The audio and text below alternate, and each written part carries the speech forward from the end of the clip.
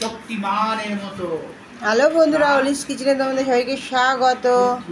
দেখো আজকে দুপুরে রান্না বান্না কিছু নেই, আজকে তো নীল ষষ্ঠী, উপোস করেছি।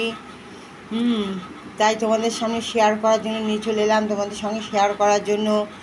আজকে দুপুরে দেখো সাবু মাখা মেখেছি, নারকেল কোড়া, কলা, সন্দেশ, গন্ধরাজ লেবু, চিনি সব দিয়ে করেছি সাবু মাখা।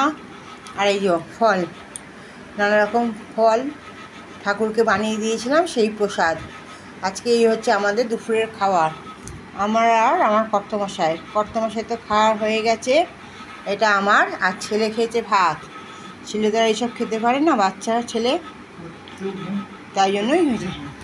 কে কে উপোস করেছে বন্ধুরা অবশ্যই কমেন্টস করে জানিও। আর যদি আমার আজকের প্রসাদ দেখতে তোমাদের ভালো লাগে অবশ্যই এক লাইক করে দিও।